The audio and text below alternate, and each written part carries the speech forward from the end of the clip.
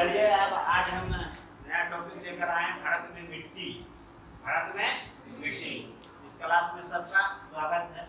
सबसे पहले हम लोग जान लेते हैं कुछ समान जानकारी। हेडिंग दे सकती हो समान जानकारी। समान जानकारी के बाद ये लिखेंगे। कृषि अनुसंधान परिषद नाम सुने होंगे। इसी के देखरेख में राष्ट्रीय मृदा सर्वेक्षण ब्यूरो और भारत भूमि उपयोग आयोजन संस्थान, ये दोनों जो है भारत की मृदाओं का क्या करता है, मिट्टी का अध्ययन करता है। इसका मतलब है कि कौन अध्ययन करवाता है, ये इसका छोटका कड़ी है। अब मिट्टी भारत में कितने प्रकार की मिट्टी है, 8 प्रकार। जलोढ़ मिट्टी, काली मिट्टी, लाल एवं पीली मिट्टी, लाल और पीली मिट्टी, लेटराइट मिट्टी, शुष्क मिट्टी, लवणीय मिट्टी और पीच मिट्टी और बलुई मिट्टी। ठीक है, अब इसको अंग्रेजी में देख लेना है।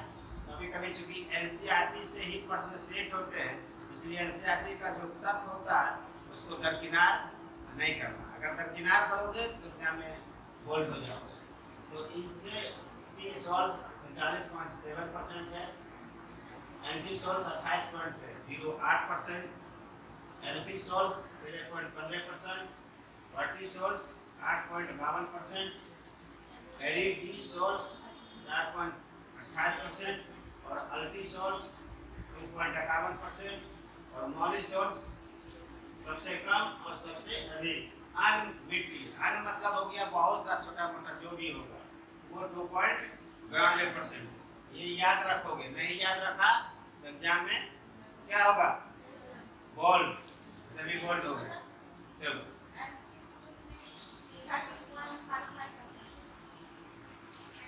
इंसेप्टी सोर्स में 39 पॉइंट कितना है, किसमें एंटी, इसमें एंटी सोर्स में कितना है। अच्छा ठीक, ओके। और बताओ कहाँ पे, ठीक है। हाँ तो 39.7% तो है, 74 है। अरे 7 के बाद कुछ होगा तो वही होगा, उसमें क्या जाना है। ऑप्शन देख लोगे, 7 के बाद 4 हो, 2 हो, 3 हो। ठीक है, चलो इसको लिखो।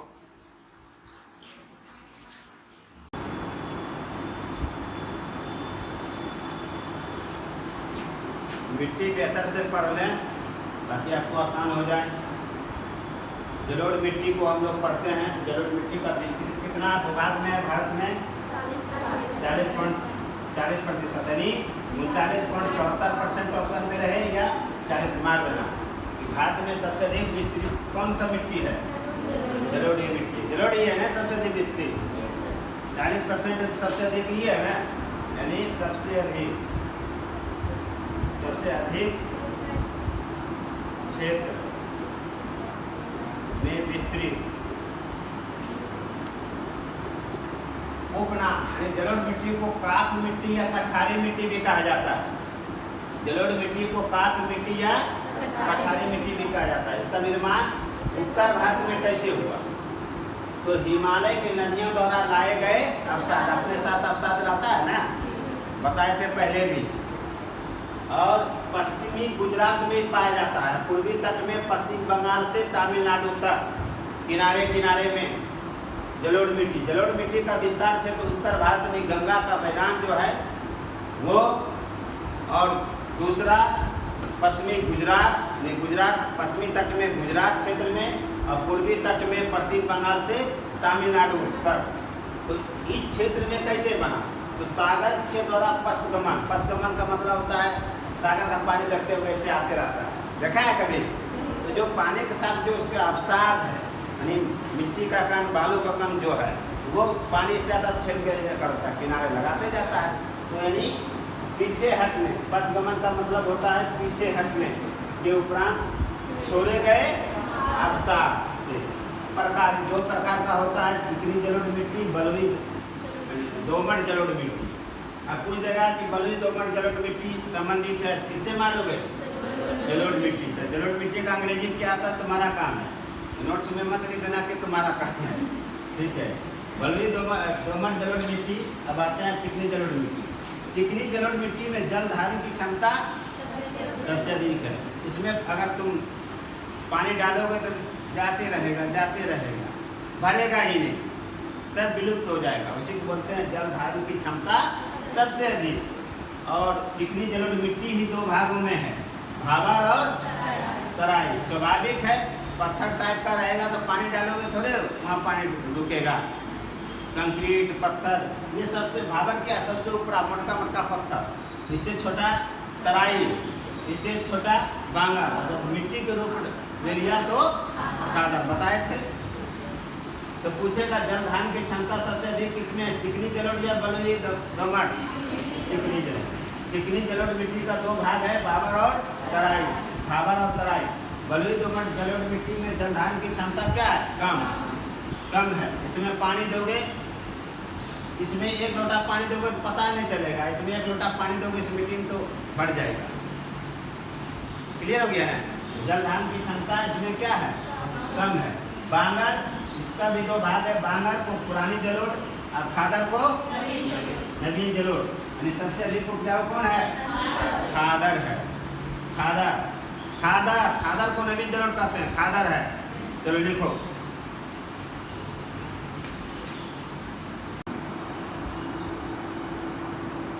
जलोढ़ मिट्टी को हम लोग देखते हैं रंग। जलोढ़ मिट्टी का रंग कैसा होता है, हल्के धूसर और राख धूसर। राख देखियो, किसका राख देखियो, हाँ, लकड़ी का। तो फिर एक दूसरे को देख लेना नदी के तट के पास, ठीक है। मोहनी देखेंगे, सरिया का सरिया देखेंगे। चलो विस्तार क्षेत्र देखते हैं। उत्तर भारत, पश्चिम भारत और पूर्वी तट। खास क्यों रही है, हाँ, विस्तार क्षेत्र। उत्तर भारत में सिंधु का मैदान, पंजाब। यानी जलोढ़ मिट्टी हमेशा आपको हमने बता ही दिया था कि हिमालय से निकलने वाली या हिमालय क्षेत्र से निकलने वाली जितनी भी नदियां हैं, वो अपने आसपास में जो भी मिट्टी बना हुआ कैसा मिट्टी होगा, कॉमन सेंस में मार देना है। और सागर के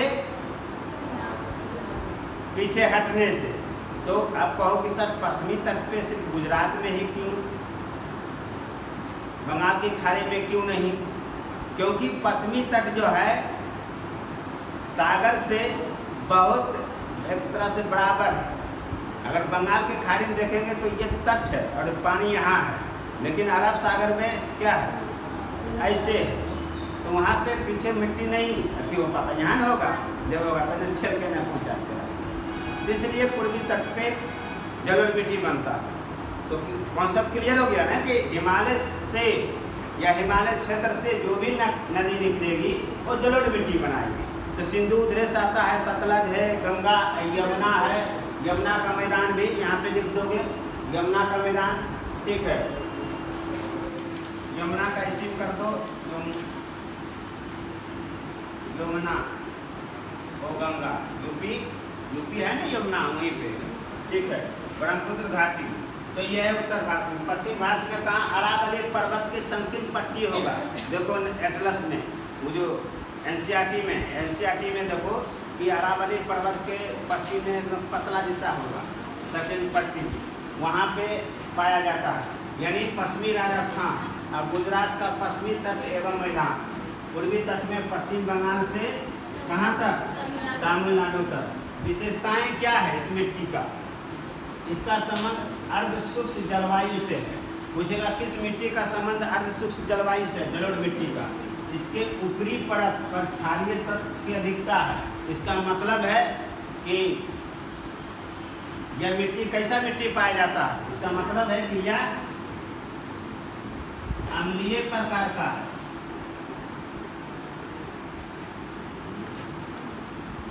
यह मिट्टी अम्लीय प्रकार का होगा क्योंकि ऊपरी परत पर क्षारीय तत्व अधिक है। बढ़िया सोख लेता है, बढ़िया सोखता है। कौन कौन, भावर और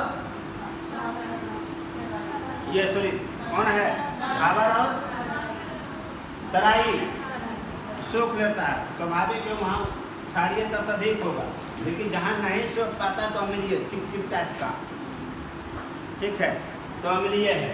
यानी मुख्यतः पूछेगा कि जलोढ़ मिट्टी किस प्रकार का है, तो अम्लीय पकड़ के मारोगे।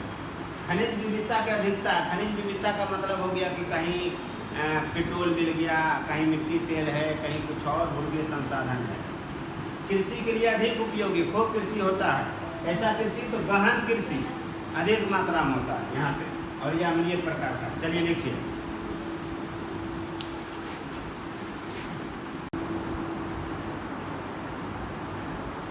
चलिए जलोढ़ मिट्टी में हम लोग देखें, इसको समझ लीजिएगा। भाबर है, दूसरा तराई है, बांगर है और खादर है। सबके बारे में समझ लीजिए। भाबर यह विस्तृत है शिवालिक से सिंधु के बीच का दक्षिणी भाग, शिवालिक श्रेणी और सिंधु के बीच का दक्षिणी भाग, बीच का दक्षिणी भाग ना उत्तरी भाग। प्रकृति कैसा है, ये जलोढ़ पंख कहा जाता है। पूछेगा किस मिट्टी को जलोढ़ पंख कहा जाता है, भाबर को, यानी जलोढ़ के भाबर को। और भाबर ऑप्शन में तराई नहीं है, बांगर नहीं है, खादर नहीं है। अनेक जगह जलोढ़, काली, लेटराइट, तो क्या मारोगे, जलोढ़। क्लियर हो गया ना, ठीक है। कंकरीली मैदान है, कंकरीली मैदान किस क्षेत्र में पाया जाता है, भाबर क्षेत्र में। इसका मतलब है कि शिवालिक और सिंधु के बीच का क्षेत्र का कैसा मैदान है, कंसेप्ट क्लियर हो गया।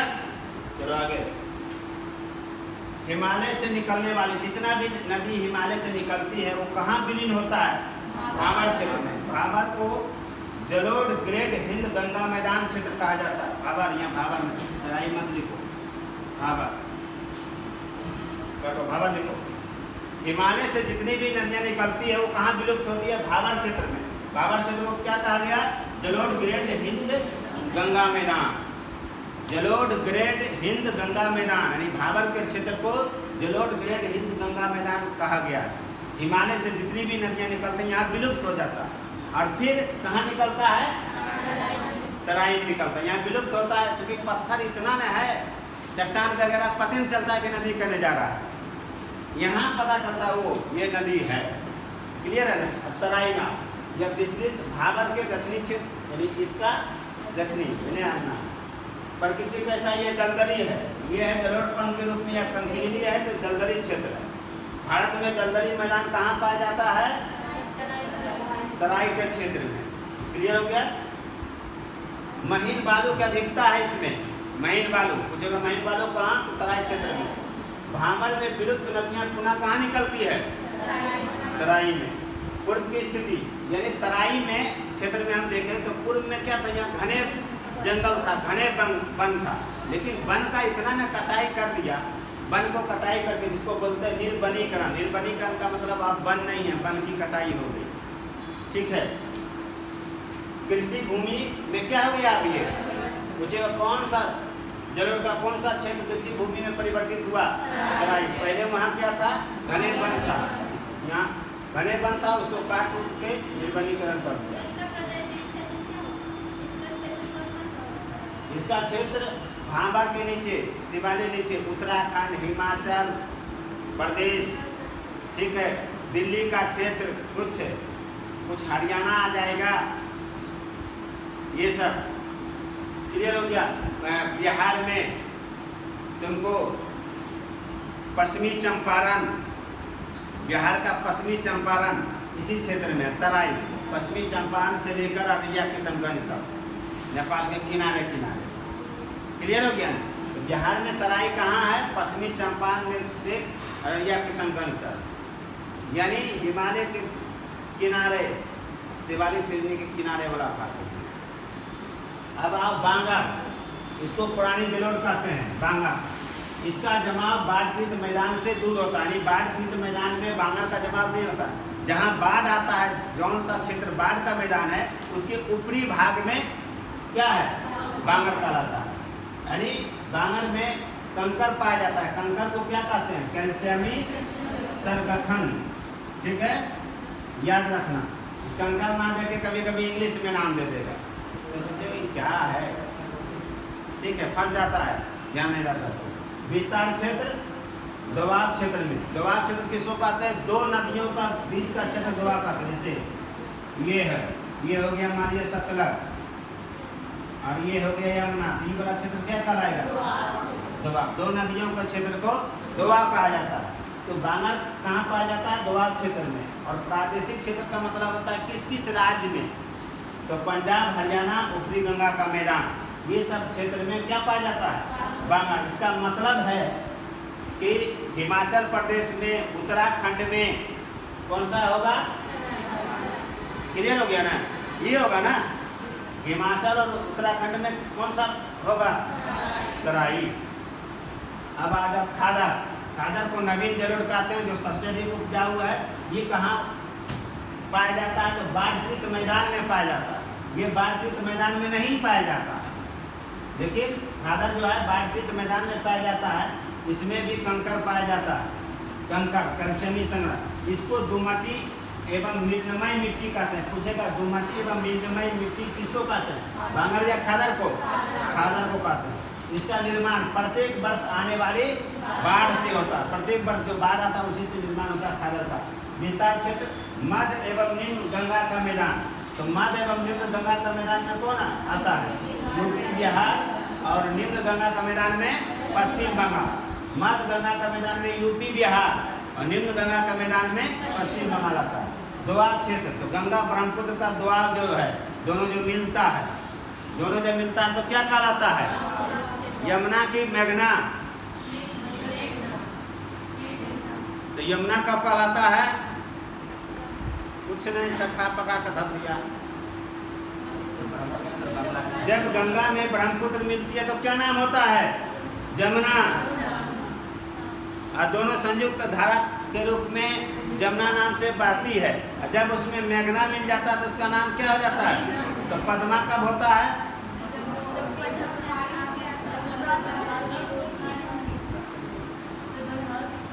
जब गिरता है तब क्या कहलाता है? हाँ, पका कर धर दिया। चलो ठीक है, लिखो।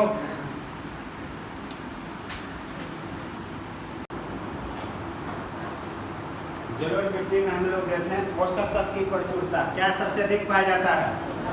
पोटास और चूना। और कम क्या पाया जाता है? जीवाश्म। जीवाश्म में किसको कहते हैं? मुख्य फसलें इसमें क्या क्या होता है? धान, गेहूँ, जौ, गन्ना, जूट, तिलहनी, दलहनी। और कृषि की पद्धति कैसा है? गहन कृषि। ठीक है, चलिए। तो ये था आपका जलोढ़ मिट्टी।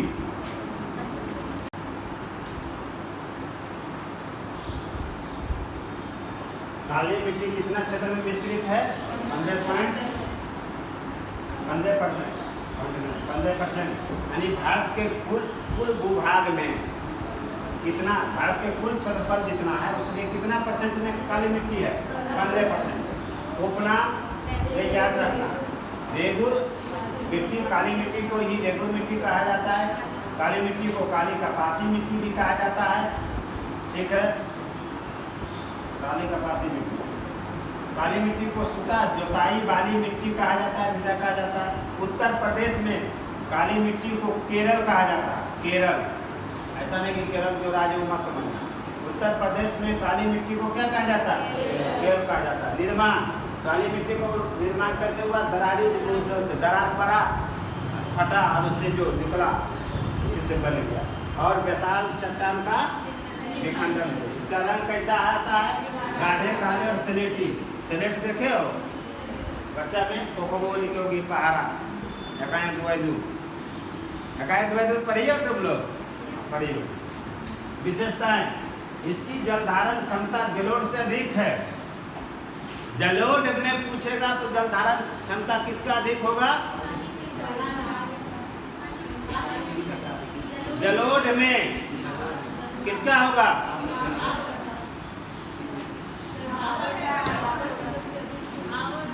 एक बार देख लो। चिकनी जलोढ़ को भाबर और तराई दोनों के, हाँ? अगर जलोढ़ में पूछेगा तब मारना चिकनी जलोढ़ का जलधारण क्षमता अधिक है, नहीं भाबर और तराई का। लेकिन जितना मिट्टी है वो सभी मिट्टी में जलधारण क्षमता काली मिट्टी का अधिक है। क्लियर हो गया? तो दरार फट जाता है ना, तो पड़िया डालते रहो चलते जाएगा। नमी रहता ही नहीं है उसमें, ये नमी रहता लेकिन तो क्या क्या शुष्क ऋतु में उसमें नमी रहता है। और शुष्क ऋतु खत्म हुआ, गर्मी दिनों में आते गए दरार। अभी जाके देखो, इसका सुंदर उदाहरण अगर देखना है काली मिट्टी का, यद्यपि बिहार में नहीं पाया जाता, कम मात्रा में, जिसको टाल क्षेत्र बोलते हो ना। नालंदा जिला तरफ जाओगे, नवादा जिला तरफ जाओगे तो उधर का मिट्टी देखो दरार फटा फटा रहेगा, काला रहेगा। समझ आना कि यही मिट्टी जो काली मिट्टी हम लोग पा रहे हैं उसका रूप ये यहाँ दिख रहा है।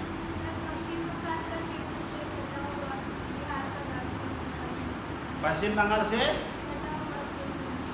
कौन सा काली मिट्टी? हाँ, तो बिहार में कपास कहाँ होता है बताओ? ठीक है, उसको हम लोग देखें। बिहार में कपास कहाँ होता है? कौन सा जिला में है? कुछ आइडिया नहीं है? चलो आगे। नमी की मात्रा की अधिकता किस ऋतु में? शीत ऋतु में। दरारें पाया जाता है शीत ऋतु में, यहाँ के शीत ऋतु ध्यान रखना। ये जो नमी है कम मात्रा शीत ऋतु है। दरारें बड़ा बड़ा दरार पाया जाता है इसमें। मृणमय, गहरी और अपारमय होता है। ठीक है। सिंचाई की आवश्यकता इसमें कम है। यह कपास की खेती के लिए अधिक उपयुक्त है। कौन सा? काली मिट्टी। चलो लिखो।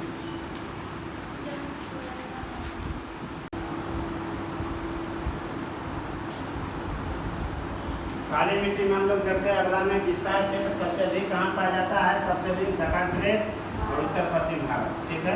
अन्य क्षेत्र में मालवा पठार में भी पाया जाता है, काठियावाड़ प्रायद्वीप में, मैसूर का पठार में भी, मदुरई का पठार में भी, तेलंगाना एवं आंध्र प्रदेश का पठार में भी, और राजमहल पहाड़ी में। बिहार में जम्मू में सबसे अधिक, ढाका के बाद भागलपुर है। पोषक तत्व की अधिकता पोटास, चूना, मैग्नीशियम, एल्यूमिनियम, लौह, इतना जो तत्व है सबसे अधिक पाया जाता है। कमी नाइट्रोजन, फास्फोरस, जीवाश्म नहीं पाया जाता है।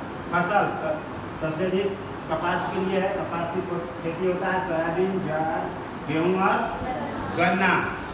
क्लियर हो गया ना? चलिए देखिए।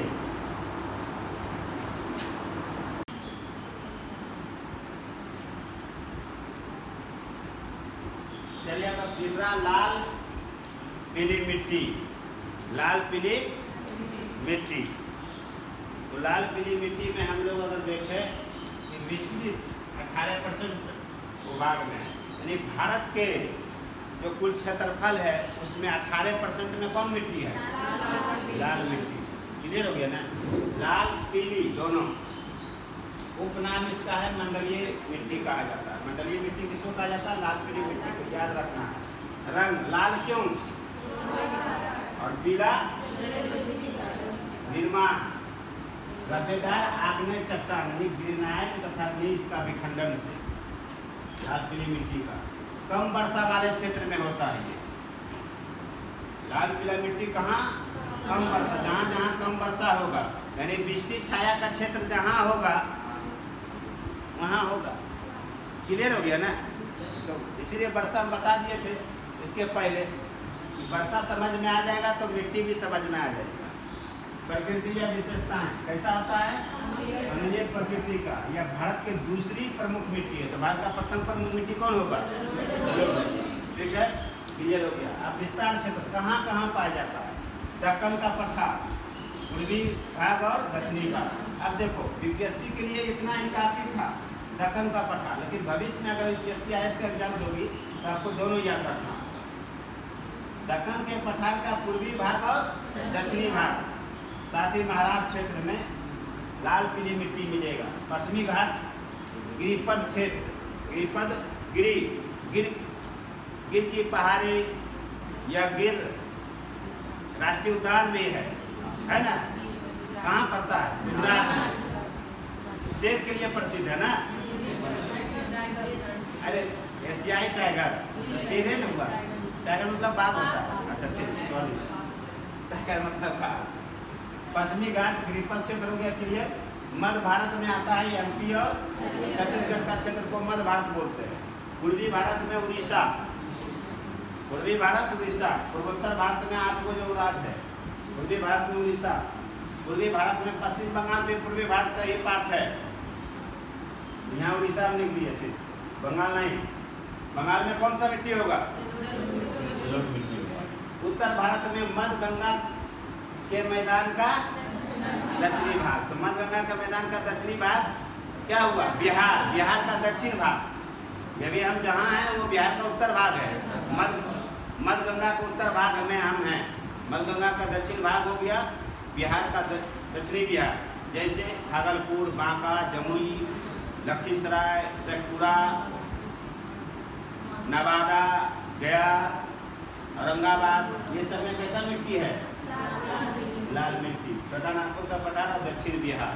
तो जो कपास की खेती तुम बोल रही थी कल कि जमुई में कपास की खेती होता है, तो कौन सा? काली मिट्टी में नहीं,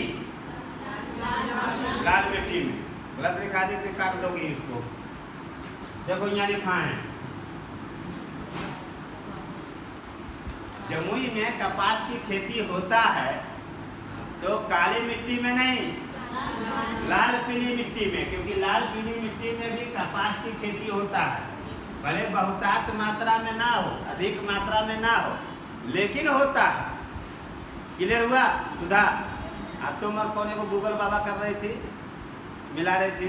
अर्पणा, ठीक है। तो जमुई जिला में कपास की खेती होती है, लेकिन वो काली मिट्टी नहीं, लाल पीली मिट्टी। काट दो उसको, कल वाला नहीं पाई जाती है, काटो उसको। इन लोगों को गूगल बाबा कहाँ से देख रहता है, आपको भी कंफ्यूजन का होता है। जो काट दो, पूरे काटो।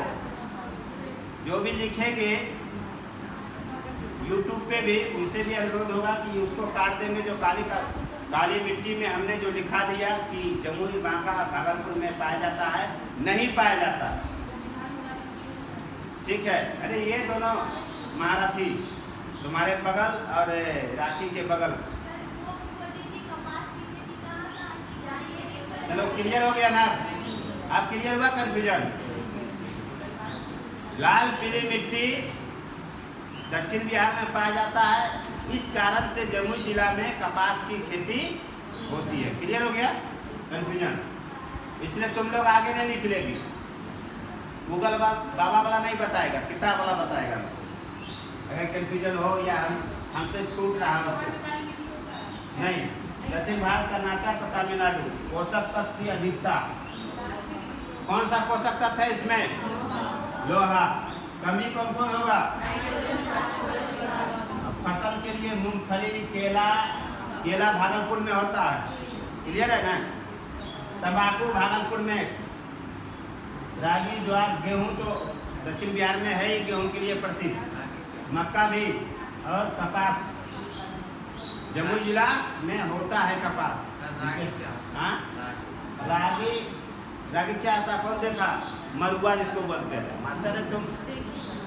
हाँ, वो पहले लोग मरुआ खाते थे, पौष्टिक हुआ करता था। बीच में लोगों ने, पूर्व में उसकी महत्ता कम थी, लेकिन अब उसकी महत्ता बढ़ गई है, बहुत कीमती मिलता है। पता है ना?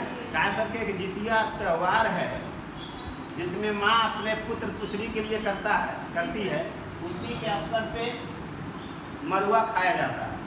मरुआ का रोटी काफी पौष्टिक होता है। चलो लिखो।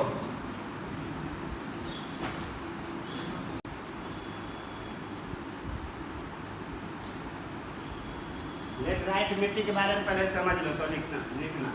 ये 3.7% क्षेत्र में ही भारत में पाया जाता है। इसका रंग लाल। पूछेगा किस मिट्टी का रंग लाल होता है? लेटराइट।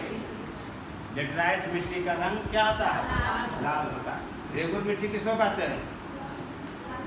काली मिट्टी। अब इसका उत्पत्ति या निर्माण कैसे होता है? उच्च तापमान क्षेत्र, जहाँ तापमान उच्च होगा वही होगा। इसका मतलब है ये आपको मरुस्थल क्षेत्र में भी हो सकता है, संभावना बनती है, ठीक है। लेकिन वहाँ भारी वर्षा नहीं है तो नहीं होगा। दोनों कंडीशन होना चाहिए, तापमान उच्च भी और भारी वर्षा हो। अधिक वर्षा या भारी वर्षा का मतलब हुआ उष्णकटिबंधीय वर्षा। उष्णकटिबंधीय वर्षा का है अर्थ होता है भारी वर्षा या अधिक वर्षा। क्लियर हो गया? ऐसा नहीं कि उच्च तापमान क्षेत्र है लेकिन वर्षा नहीं है, इसे मरुस्थल में नहीं होगा। राजस्थान क्षेत्र में ये मिट्टी नहीं पाया जाएगा क्योंकि वहाँ तापमान तो उच्च है लेकिन वर्षा नहीं है, पता है ना, इसलिए वर्षा बता दिए थे। तो ये निर्माण का कब होगा, कैसे होगा? उस तापमान उच्च हो, भारी वर्षा का क्षेत्र हो। अब समझो कि अधिक वर्षा होता है तो मिट्टी से क्या होता है, जल प्लस चूना प्लस सिरका निकल जाता है। निक्षालन का मतलब होता है निकल जाना, बह के निकल गया। जो अवशेष बचा, अवशेष क्या बचता है, लौह ऑक्साइड और एल्युमिनियम ऑक्साइड। यही जो इस मिट्टी में ये दोनों बच गया, इसकी मात्रा अधिक है, वो मिट्टी क्या कहलाएगा, लेटराइट। ठीक है, लेटराइट मिट्टी प्रकार या कड़ी एवं पथरीली प्रकार का होगा। स्वाभाविक है, लौह ऑक्साइड और एल्युमिनियम का यौगिक है तो कड़ा तो होगा, ये पथरीला होगा। यह कहाँ पाया जाएगा पता तुम लोगों को चल गया होगा, किसके क्षेत्र में, वर्षा का धार पे, तापमान का धार पे। हम तापमान भी बता दिए थे, इसीलिए ग्रीष्म ऋतु में नहीं बताए थे तापमान। स्वरूप या विशेषताएं, कम उपजाऊ होता है ये, या रबर एवं कॉफी के लिए अधिक उपयुक्त है। तो रबर कहाँ होता है, कहाँ का खेती होता है रबर का, कर्नाटक में कि केरल में? यह रबर एवं कॉफी के लिए अधिक उपयुक्त है। तमिलनाडु, आंध्र प्रदेश और केरल में काजू का भी वृक्ष होते हैं, उसके लिए भी उपयुक्त है, और ईंट के निर्माण के लिए भी ये उपयोगी है। क्लियर हो गया? चलिए देखिए,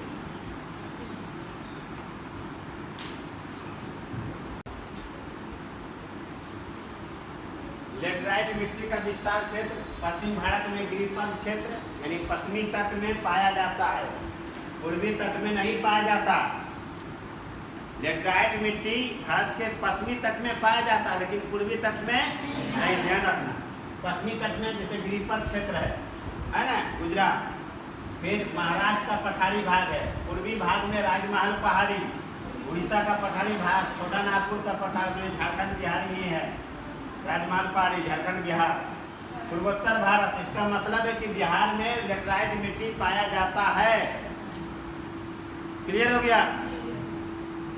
बिहार में लेटराइट मिट्टी पाया जाता है क्योंकि राजमहल के पहाड़ी और छोटा नागपुर का पठार, तो छोटा नागपुर का पठार का ही विस्तार है। औरंगाबाद गया, नवादा, कैमूर, रोहतास, और राजमहल पहाड़ी का विस्तार है भागलपुर, बांका, जमुई, मुंगेर। क्लियर हुआ? आ गया पूर्वोत्तर भाग में असम की पहाड़ी और मेघालय का पठार, और दक्षिण भाग में कर्नाटक का पहाड़ी क्षेत्र और मालाबार का तट। तो मालाबार का तट और गिरिपथ क्षेत्र ये पश्चिमी तट को बताता है, यहाँ पाया जाता है। अधिकता लौह ऑक्साइड, एल्युमिनियम और पोटास। कमी नाइट्रोजन, फास्फोरस, चूना और डबल फास्फोरस लिख दिए नहीं, ठीक है। कैल्शियम, कैल्शियम पर तुम बहुत जोर दे रही हो, क्या बात है, कैल्शियम की कमी है क्या? लगातार कैल्शियम बोल रही हो, चलो ठीक है। कृषि के लिए उपयुक्त नहीं है, उपजाऊ बनाया जा सकता है, कैसे? चूना डालकर उपजाऊ बनाया जा सकता है। फसल चाय, कॉफी, रबर, सिंकोना, काजू, कहवा, मोटा अनाज, मसाला। जिस मिट्टी में खाद्यान्न फसल की उत्पादन नहीं के बराबर होता है तो वह मिट्टी को माना जाता है कि उपजाऊ नहीं है। उपजाऊ का आकलन खाद्यान्न फसल से धान, गेहूँ ये सब से लिया जाता है, ठीक है। तो यहाँ पे आप देख लो, है वैसा कुछ, चाय है, कॉफी है, रबर है, सिंकोना है, काजू, कहवा, कॉफी, एक ही बात हुआ ना सुधा, कहवा कोई कॉफी कहते हैं ना, मोटा अनाज और मसाला। चलो लिखो,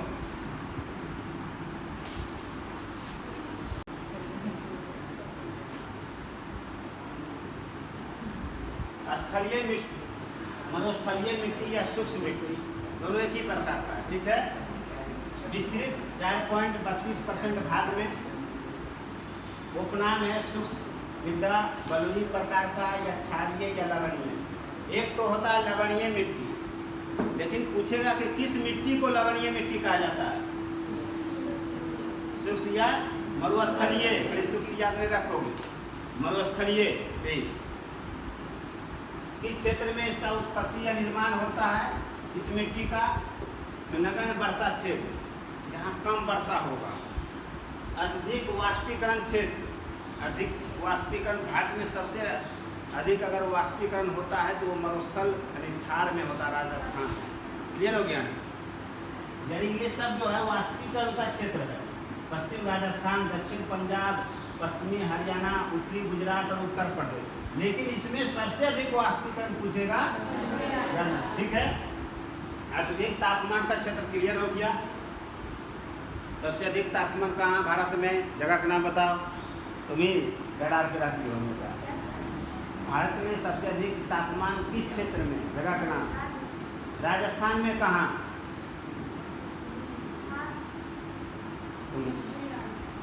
जगह का नाम बताओ। बिरयावली, जो बीकानेर में। कुछ नहीं पड़ती है। अत्यधिक तापमान क्षेत्र, शुष्क जलवायु क्षेत्र। ये सब क्षेत्र जो है शुष्क जलवायु का भी है। आगे रंग लाल और किशमिश खाइए हो ना, बस उसी प्रकार का। प्रकृति या विशेषताएं, रेत सर्वाधिक मात्रा में पाया जाता है इस मिट्टी में। रेत क्या होता है? बालू टाइप का रेत, देखिए हो।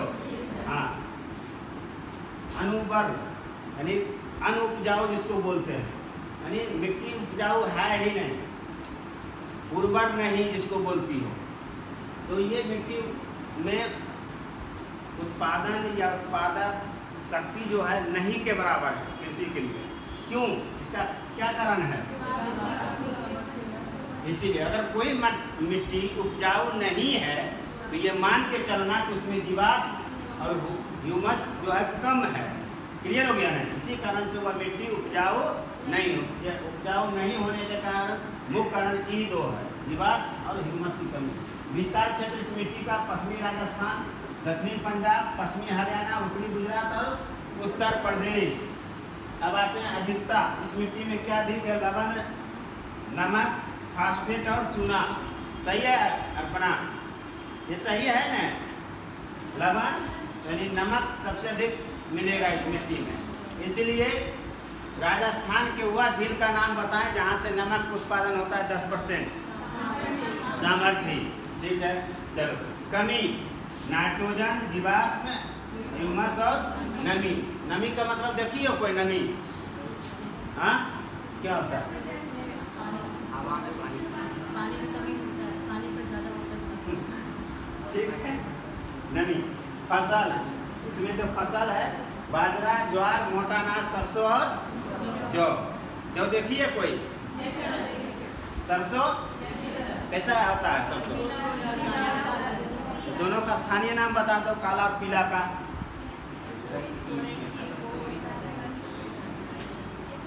कुछ नहीं पता, सब अमेरिका से आइए। चलो लिखो।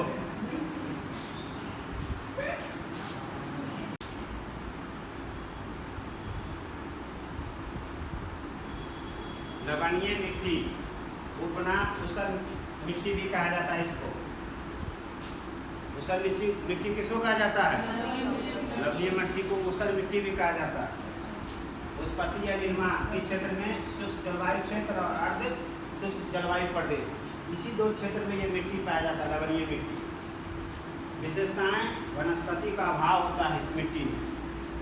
जिप्सम एवं पायराइट का प्रयोग कर कृषि योग बनाया जा सकता है। किसमें? चूना छीट कर आप कृषि योग बनाएंगे। कौन मिट्टी में? नेट। विस्तार कहाँ? पश्चिमी गुजरात में, पूर्वी तट के डेल्टा में। कौन डेल्टा पूर्वी तट पे है? गंगा ब्रह्मपुत्र का डेल्टा, कृष्णा गोदावरी का डेल्टा और सुंदरबन और कच्छ का रण में। इतना क्षेत्र में ये मिट्टी पाया जाता है। अधिकता, इसमें लवण की अधिकता होती है। तो जिस मिट्टी में सोडियम, पोटेशियम, मैग्नीशियम ये तीनों हो तो मानना कि वो मिट्टी कैसा है? लवणीय है। क्लियर हो गया? लवणीय का अर्थ हुआ कि सोडियम, पोटेशियम और मैग्नीशियम। क्लियर है? लवणीय है। तो इसमें इसका मतलब है कि सोडियम, पोटेशियम, मैग्नीशियम की अधिकता है इसमें, लवणीय है। कमी, नाइट्रोजन और फसल। किस फसल के लिए? धान, गन्ना, लवण प्रतिरोधी फसल एवं वृक्ष। लवण प्रतिरोधी का मतलब होता है वैसा फसल या वैसा वृक्ष जो लवणीय क्षेत्र में भी उग सकता है, उसको लवण प्रतिरोधी, मतलब लवण से लड़ने की शक्ति है उसको। क्लियर है ना? अगर किसी बीमारी से लड़ने के लिए तुमको कौन दवाई खाना चाहिए? एंटीबायोटिक। मैं कहता एंटीबायोटिक दे दीजिए। एंटीबायोटिक का मतलब हो गया कि प्रतिरोधक क्षमता तुम्हारा बढ़ जाता है शरीर का, इसलिए किसी भी बीमारी से लड़ सकते हो जो एंटीबायोटिक दवाई देता है। चलो लिखो।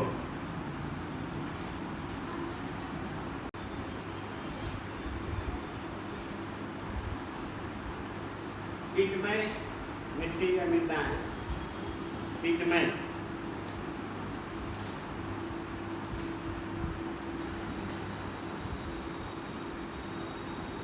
इसका रंग कैसा होता है? गाढ़ा और काला।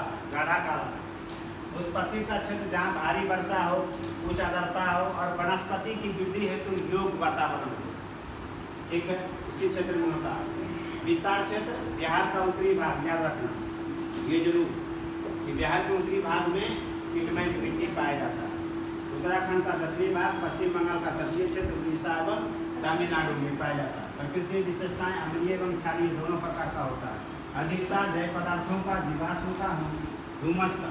स्वाभाविक है कि जिसमें जीवाश्म अधिक होगा, ह्यूमस अधिक होगा, तो मानना कि प्राकृतिक तेल के लिए वह क्षेत्र क्या है? उपयुक्त है। पेट्रोलियम पदार्थ, कच्चा तेल जिसको बोलते हैं। जैसी जीवाश्म होगा तो कोयला भी हो सकता है क्षेत्र में, तेल भी हो सकता है, ठीक है। कृषि ऐसा है, ये उपजाऊ कि अनुपजाऊ? उपजाऊ होता है ये मिट्टी। चलिए लिखिए।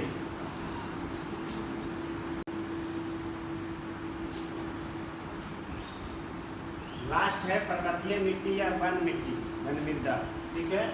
या पर्वतीय मृदा, वन मृदा। लास्ट है अपना उपनाम, इसको ऑफरोड मृदा कहते हैं। बूढ़ा नहीं, प्रौढ़ मतलब होता है बूढ़ा, ऑफरोड बूढ़ा नहीं, ठीक है।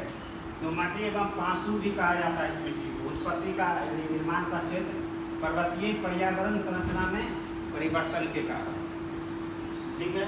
और पर्वतों के ढाल पर पाया जाता है ये मिट्टी। ढाल संरचना घाटी क्षेत्र में उपजाऊ नहीं है। घाटी क्षेत्र में जो पर्वतीय मिट्टी पाया जाता है उसको दोमटी या पांसू कहते हैं। ऊपरी ढाल पे मोटा कण पाया जाता है इस मिट्टी में, वो भी उपजाऊ नहीं है। निचली घाटी में ये उपजाऊ है। निचली घाटी का मतलब कश्मीर से और बिहार में पश्चिमी चंपारण से किशनगंज तक। विस्तार क्षेत्र इसका है पर्वतीय भाग यानी हिमालय का तराई क्षेत्र, यानी शिवालिक के बाद सबसे बड़ा क्षेत्र शिवालिक है ना। शिवालिक के बाद कश्मीर से अरुणाचल प्रदेश तक, बिहार में पश्चिमी चंपारण से किशनगंज तक। अधिकता जीवाश्म, कमी ह्यूमस, पोटाश, फास्फोरस, चूना और फसल चाय, कहवा, मसाला और सेब के लिए। ये था भारत में मिट्टी, 8 प्रकार का मिट्टी। चलिए देखिए, खत्म मिट्टी।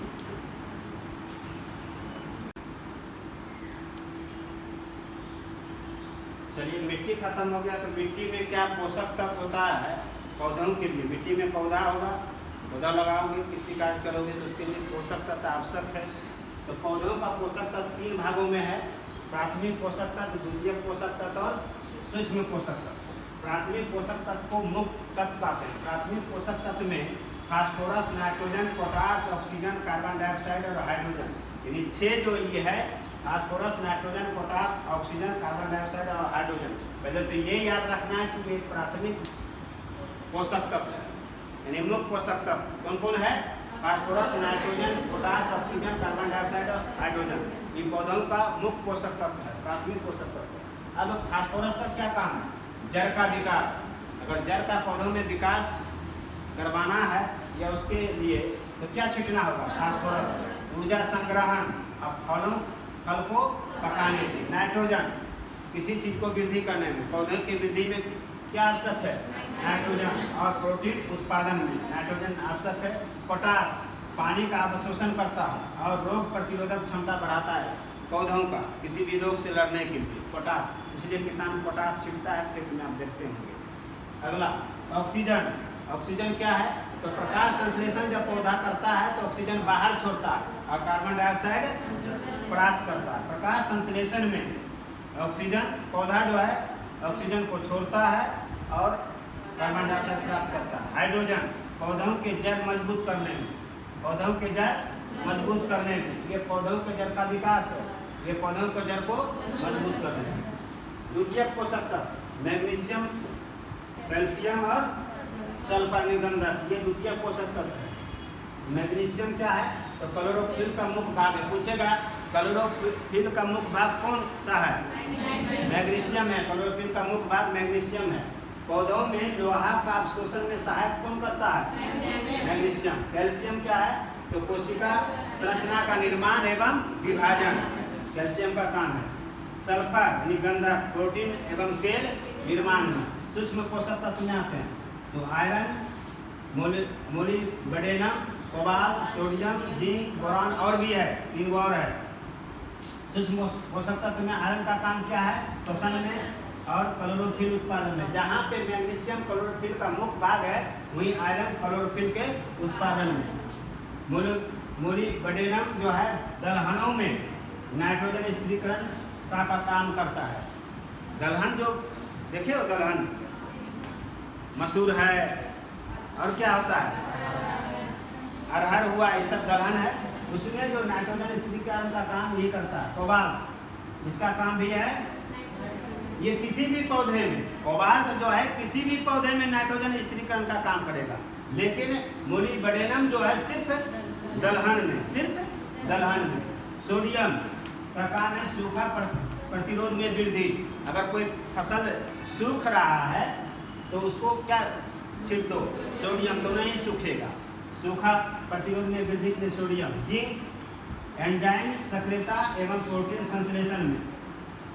बोरान पौधों में क्या है? शर्करा के संचालन में और दलहनी फसलों के जड़ ग्रंथियों के विकास में। दलहनी फसलों के जड़ ग्रंथियों के विकास में बोरान का काम है। तो इसको लिखो।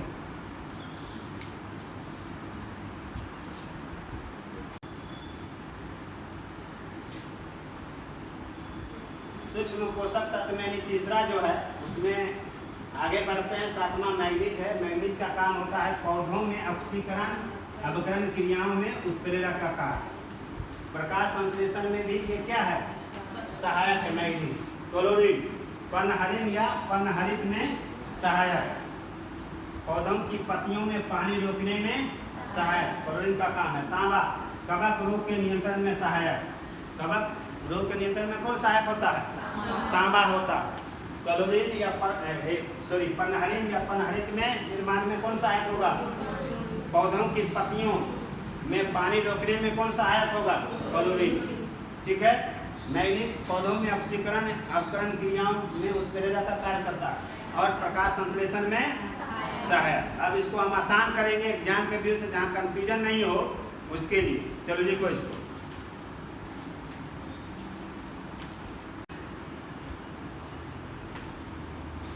जो हमने प्राथमिक पोषक, द्वितीयक और सूक्ष्म पोषक तत्व बताया, उसी का हमने एग्जाम के दृष्टिकोण से कंफ्यूजन ना हो, गलती ना हो। प्रोटीन का पूछेगा उत्पादन तो मार देगा सहायक वाला, कहेगा वो प्रोटीन में तो है, ये सहायक है कि उत्पादन मतलब नहीं। एक एक शब्द अवधारणात्मक प्रश्न में कंफ्यूजन इसलिए पैदा होता है एग्जाम में। यह एग्जाम में प्रश्न जो पूछे जा रहे हैं बीपीएससी का, वही प्रश्न पूछा जा रहा है जो पहले पूछता था।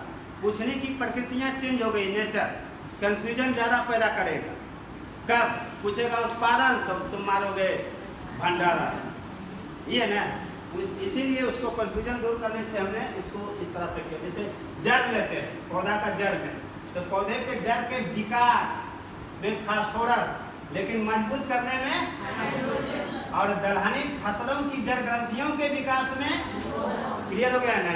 अब कंफ्यूजन नहीं होगा। जड़ से जड़ का विकास में फास्फोरस की भूमिका है, लेकिन मजबूत करने में, और दलहनी फसलों के जड़ ग्रंथियों के विकास में बोरान। अब गलत नहीं होगा। अब आ जाए प्रकाश संश्लेषण में। प्रकाश संश्लेषण के क्रम में जो पौधा बाहर छोड़ता है क्या? प्राप्त करता है, और प्रकाश संश्लेषण में सहायक बनता है। क्लियर हो गया ना? अब नाइट्रोजन स्थिरीकरण में पौधा में किसी भी पौधों में नाइट्रोजन स्थिरीकरण का काम क्या है? कोबाल्ट का काम है। और दलहनी फसल में मोलिबेडेनियम। और मटर कुल के पौधे में नाइट्रोजन का स्थिरीकरण कौन करता है? अब गलती नहीं होगा सुधा, गलती नहीं होगा। चलो ठीक है।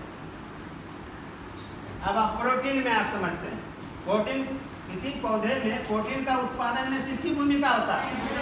लेकिन प्रोटीन के निर्माण में और प्रोटीन के संश्लेषण में अब गलत नहीं होगा। प्रोटीन से संबंधित बातें छाट लोगे ना, ऐसा नहीं कि पूछा निर्माण तो मार देना उत्पादन वाला। क्या कंफ्यूजन हो रहा है क्या? पौधे सॉरी कार्बन डाइऑक्साइड, हाँ आप लोग छाप रही थी कार्बन डाई, मास्टर है तुम।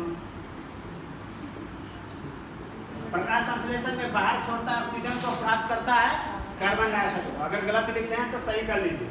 कार्बन डाइऑक्साइड प्राप्त क्या करता है और सहायक होता है क्या? मैग्नीज। ठीक है। अब क्लोरोफिल या पनहरिन या पनहरित, एक ही बात हुआ। क्लोरोफिल का मुख्य तत्व क्या है? क्लोरोफिल का उत्पादन कौन करता है? और निर्माण में किसकी भूमिका है? यानी निर्माण होगा तभी उत्पादन होगा। निर्माण में भूमिका क्लोरीन का है, निर्माण हो गया तो उत्पादन हो रहा है। किसकी भूमिका है? और मुख्य तत्व क्या है? मैग्नीशियम। क्लोरोफिल का मुख्य तत्व मैग्नीशियम है, इसको उत्पादन में आयरन या लोहा, निर्माण में अब गलत नहीं होगा। हाँ कि गलत हो जाएगा? चलिए तो पूछेंगे। चलो लिखो।